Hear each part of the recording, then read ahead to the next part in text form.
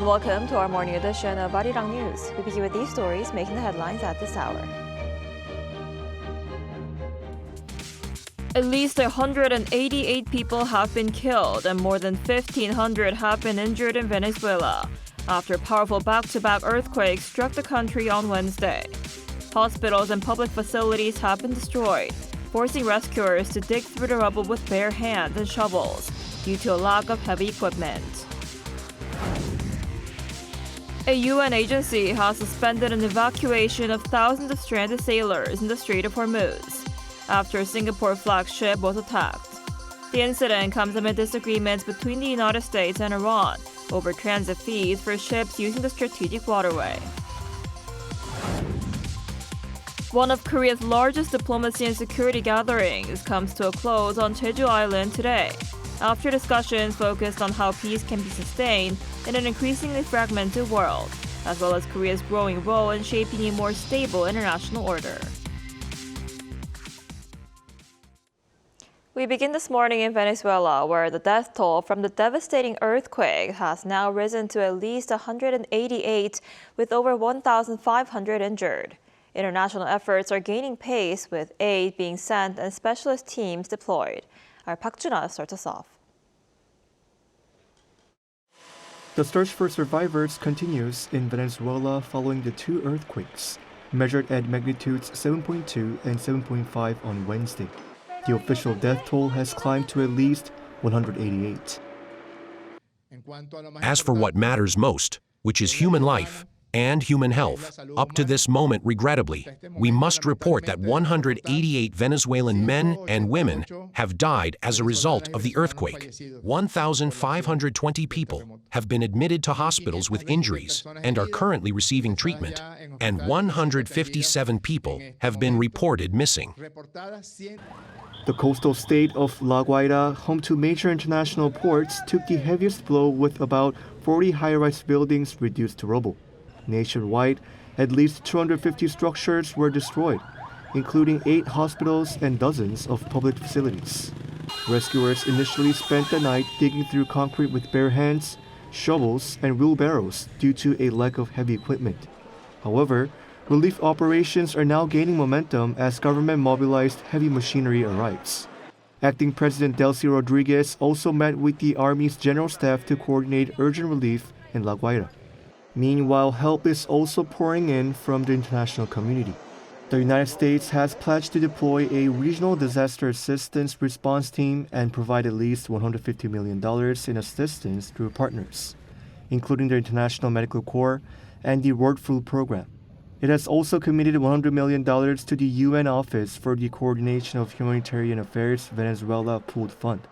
The European Union is coordinating a massive effort, with countries like Spain, Italy, France, and Germany sending search and rescue teams. Neighboring Colombia is dispatching a 64-member delegation with a specialized search dog team, while Mexico and the World Health Organization are sending medical support. As aftershocks continue, thousands of displaced residents remain on the streets, unable to return home. Park Jun-ah, Arirang News. Over in the Middle East, the United Nations has suspended an evacuation of thousands of stranded sailors in the Strait of Hormuz after a cargo ship was attacked, raising fresh concerns about security in the vital shipping corridor. The incident comes despite a recent U.S.-Iran agreement aimed at protecting commercial traffic as tensions continue over Tehran's control of navigation through the strategic waterway. Our Lee Seung-jae has more. The United Nations International Maritime Organization has suspended plans to evacuate more than 11,000 sailors stranded in the Strait of Hormuz after a cargo ship was attacked, raising new concerns about security in one of the world's busiest shipping lanes.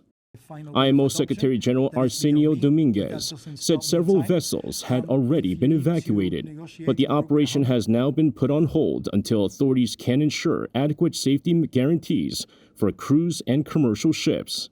The latest incident occurred on Thursday when the UK Maritime Trade Operations Agency reported that a cargo ship was struck by an unknown projectile about 7.5 nautical miles southeast of Oman's port of Dahit.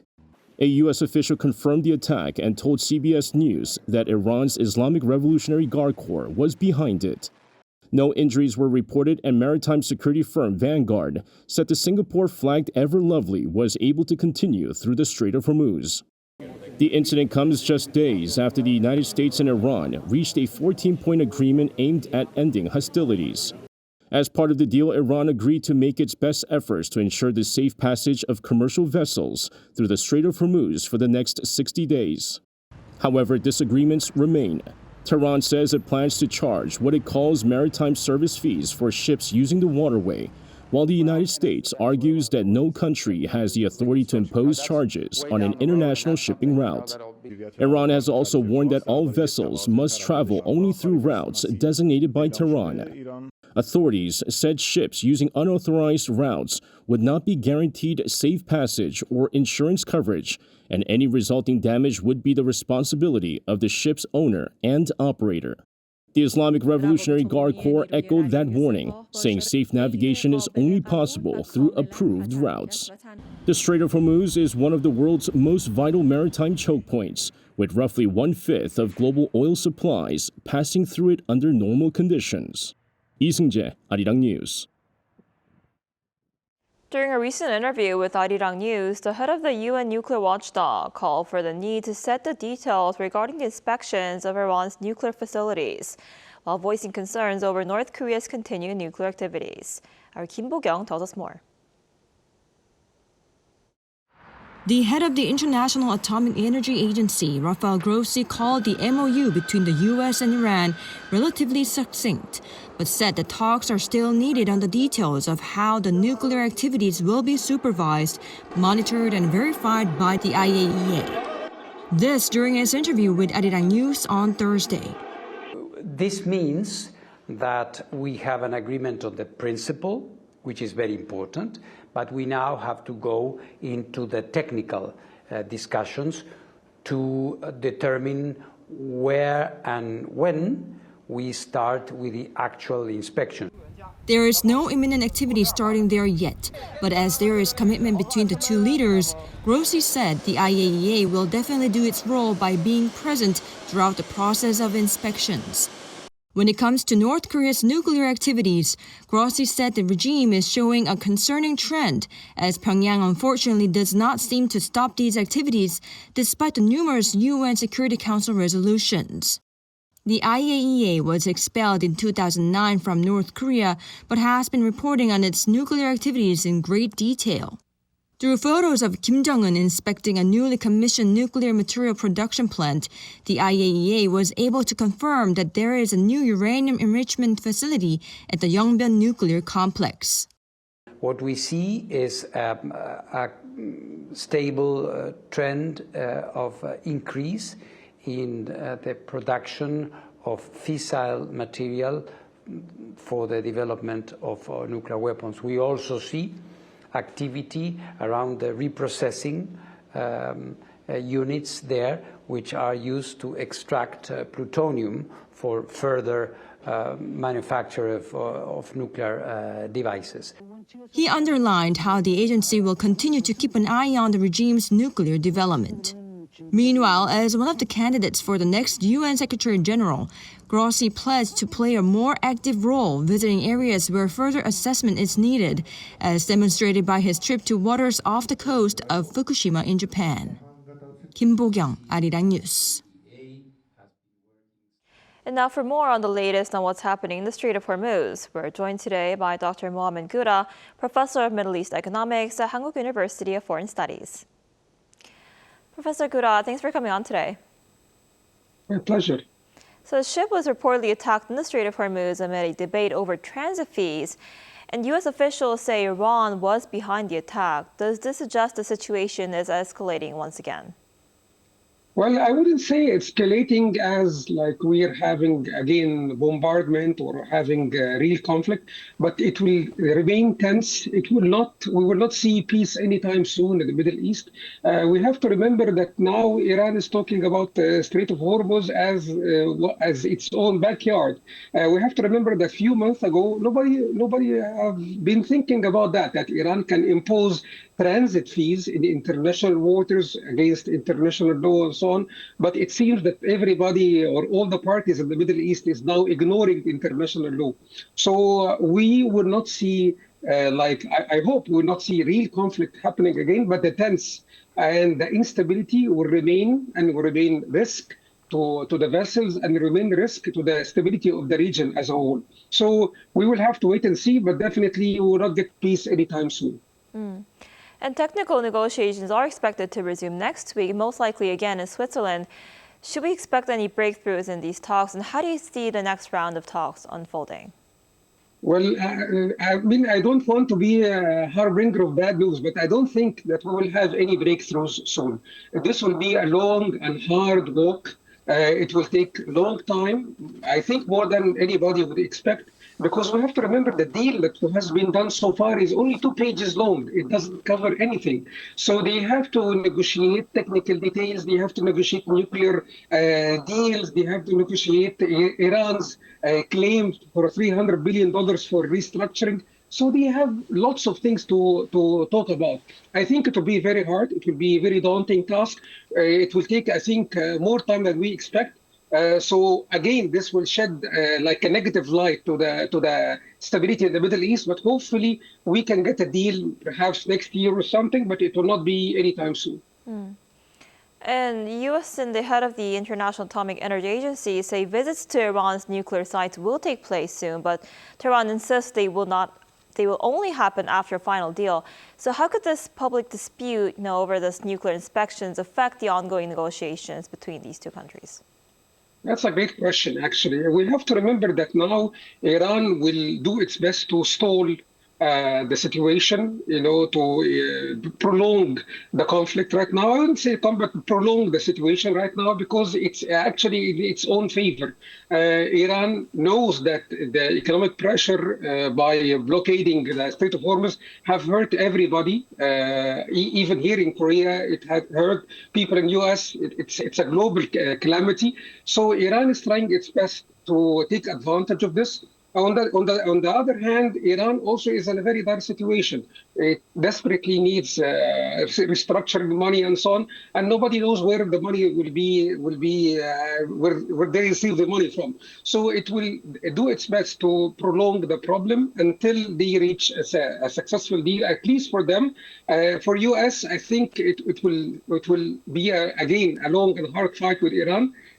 For negotiating fight, but I think at the end of the day, hopefully we can reach an agreement towards.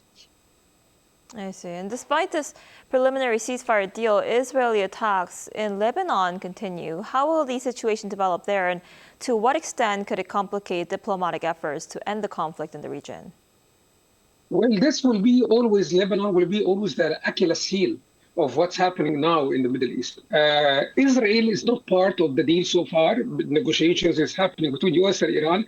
Israel not part of the deal. Well, many are happy with this, that Israel is not a part, but I personally am not happy with this. I want Israel to be part of the deal. I want Israel to sign on the agreement. I want Israel to play an active role so that we finish with this problem happening in the Middle East. But if Israel is not part of the deal, if Israel has a free hand to do whatever it wants to do with the Middle East, well, I don't think this will make everybody happy, including Israelis themselves, because at the end of the day, all the surveys shows that Israeli people, they want also the stability. Everybody wants stability.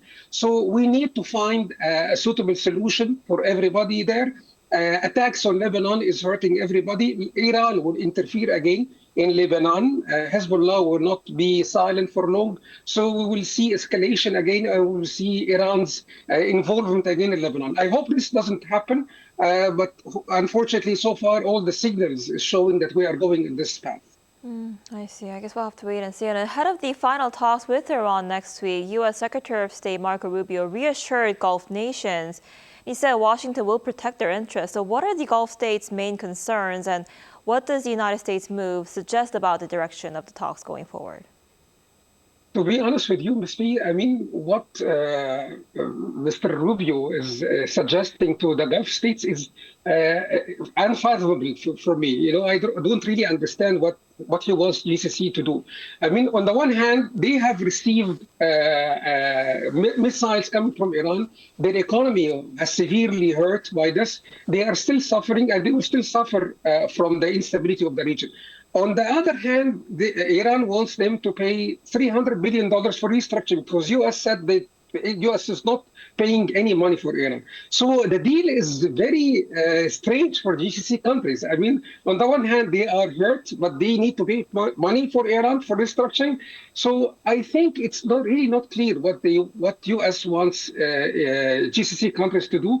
But we will have to wait and see because so far it's only talks. There is no real details about what's happening behind the closed doors. But hopefully in the next few days, we will know more about what GCC countries is receiving from U.S. Hopefully this will be good news for everybody. Right, we'll have to see how that goes. All right, Professor Gura, thank you so much for your time and insight today. We appreciate it. Always a pleasure to speak.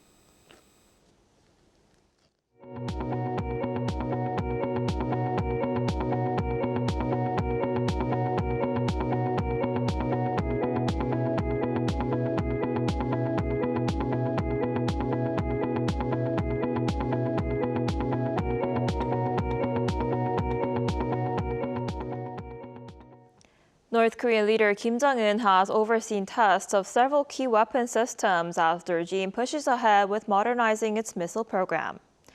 According to the regime's central news agency on Friday, Thursday's test included an upgraded 240mm multiple rocket launcher, tactical ballistic missiles, and a 155mm self-propelled howitzer.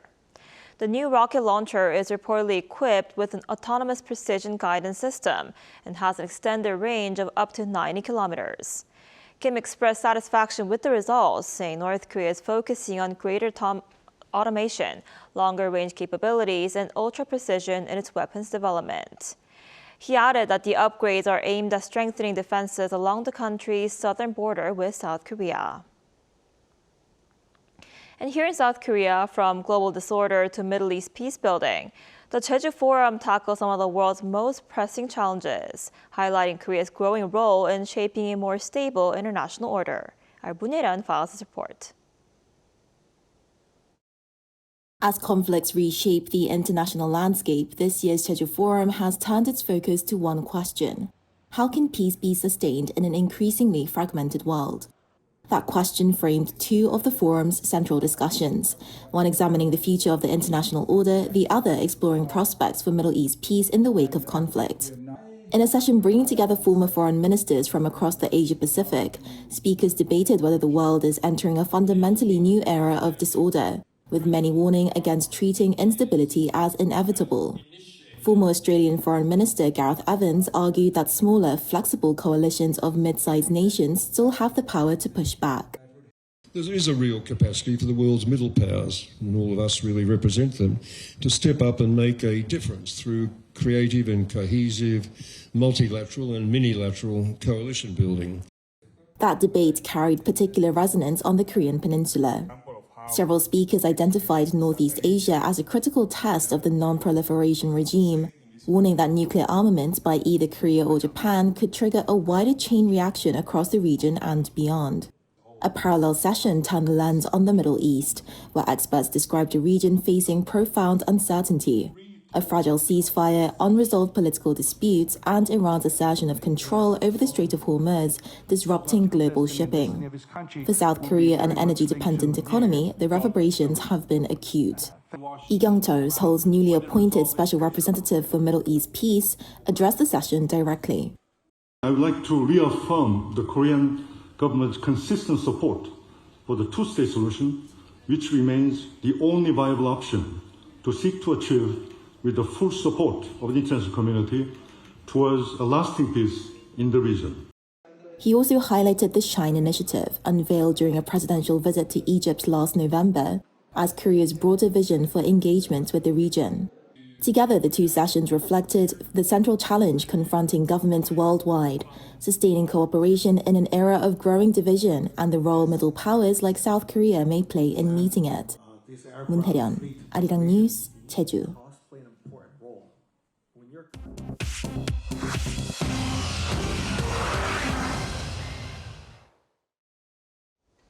Good morning, I'm Chi Ji-hyun, and this is The World Now. In the U.S., the Supreme Court has cleared the way for the Trump administration to strip deportation protections from hundreds of thousands of Haitian and Syrian immigrants. The court ruled 6-3 on Thursday that courts cannot review the administration's decisions to end temporary protected status, a designation that lets migrants from countries hit by war or disaster live and work in the United States. The ruling could affect all 1.3 million immigrants currently holding the TPS status, including more than 350,000 Haitians and 6,100 Syrians.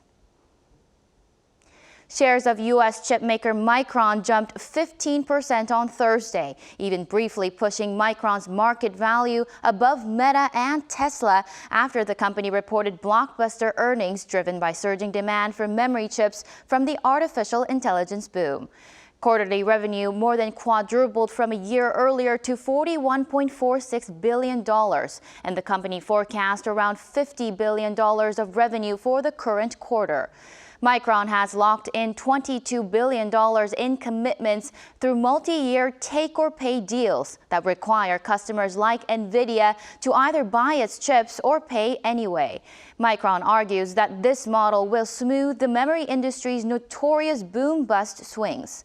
The strong results lifted other memory makers, with SanDisk gaining nearly 22% and helped chip stocks recover after a sell-off earlier in the week wiped out more than $1 trillion in value. Micron expects tight supply to persist beyond 2027. Apple raised its prices on its Macs and iPads on Thursday by $200 or more on some models, just a week after Chief Executive Tim Cook warned that soaring chip costs made increases unavoidable. Mac prices rose roughly 15 to 20%, and iPads climbed 15 to 25%. The base MacBook Air jumped $200 to $1,299, and the entry iPad Pro rose $200 to $1,199.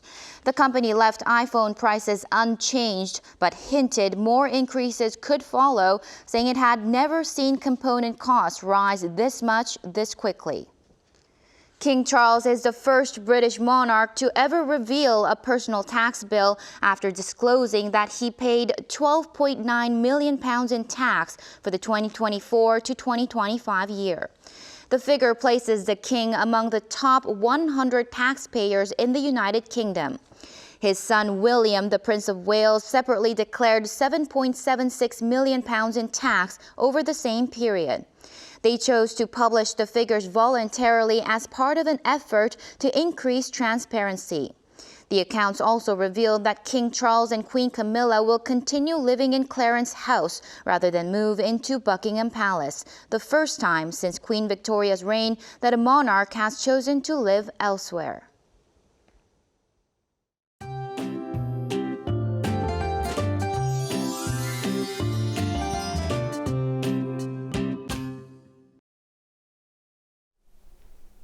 This morning feels refreshingly breezy, but summer warmth will quickly take over.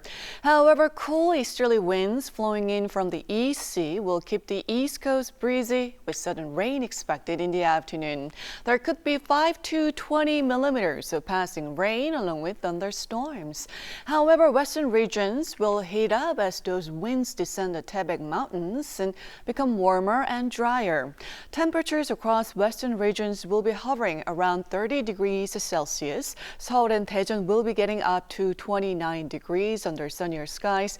Gwangju topping out at 30 degrees, but Busan at just 25 degrees Celsius. Then brace for stronger heat this weekend under sunny skies with an expected high of 32 degrees Celsius here in the capital. And looking ahead, the next chance for more widespread rain arrives next week for the southern coast and Jeju Island.